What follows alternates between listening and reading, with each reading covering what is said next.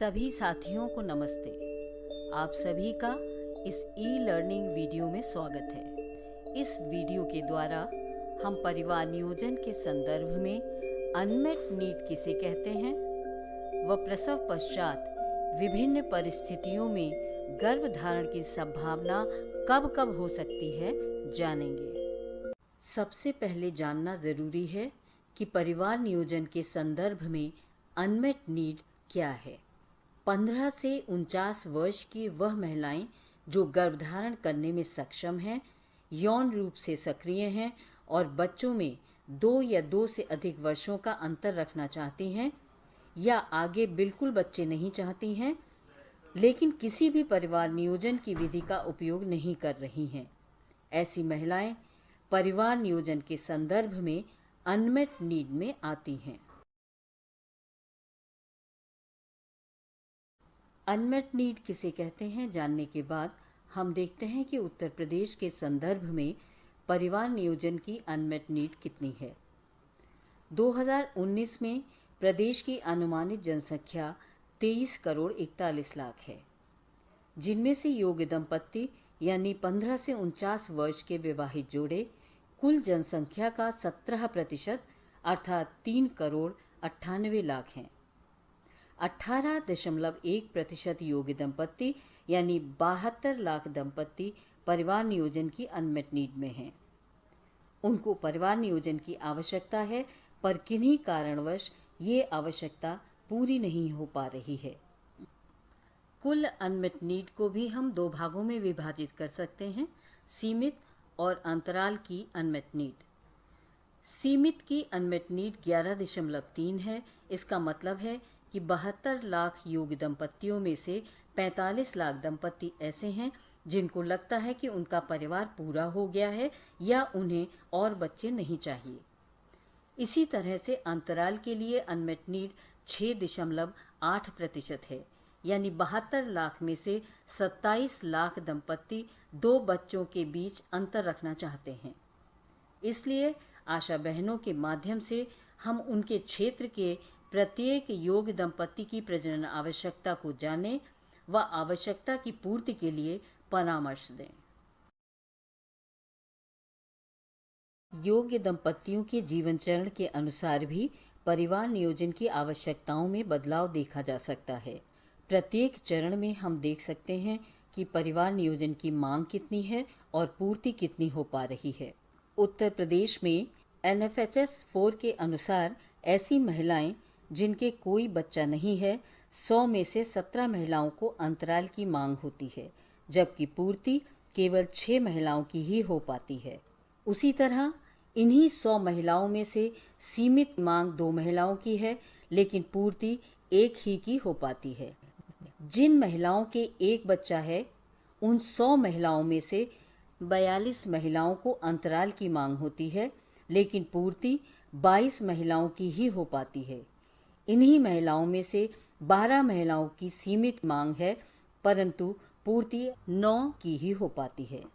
जिन महिलाओं के 2 बच्चे हैं, उनमें भी अंतराल की मांग 15 महिलाओं की है, पर पूर्ति केवल 7 महिलाओं की हो पाती है।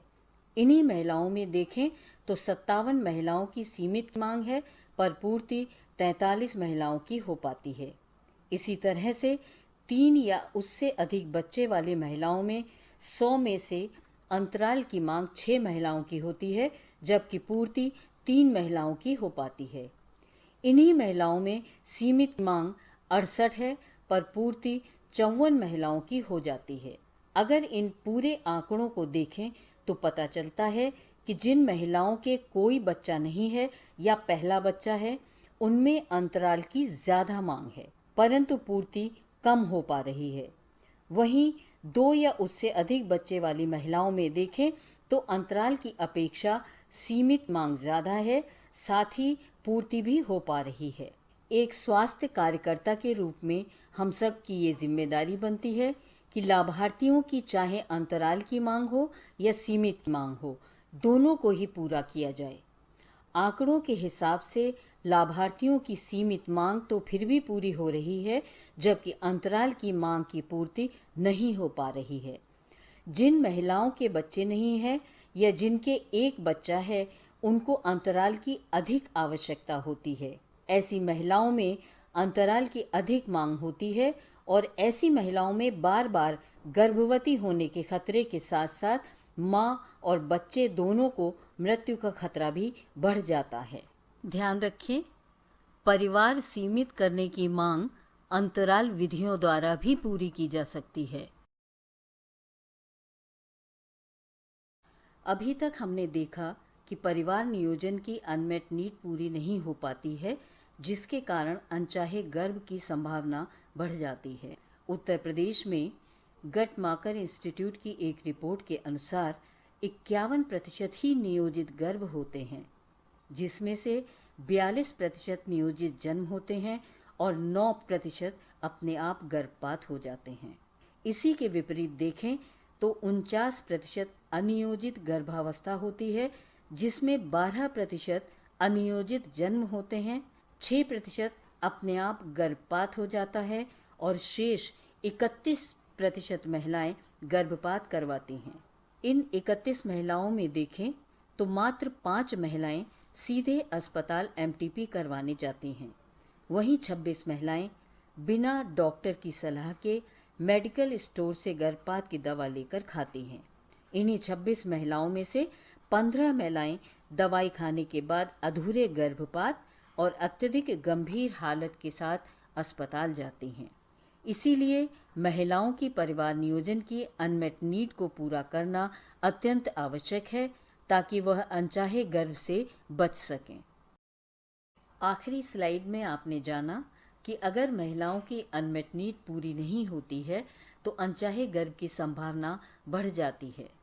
इसी तरह आप देखें कि प्रसव के 1 साल तक 74% महिलाओं में परिवार नियोजन साधनों की अनमेट नीड होती है, जबकि हम सिर्फ 6% ही पूरी कर पा रहे हैं।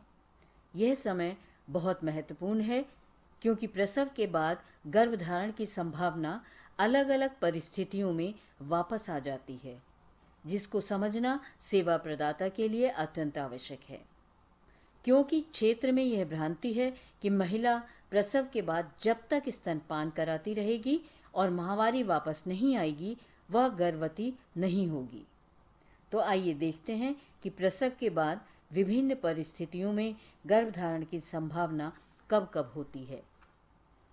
केवल स्तनपान कराने वाली महिलाएं 6 महीने तक सुरक्षित हैं, अगर वह लैम विधि की तीनों शर्तों का पालन करती हैं।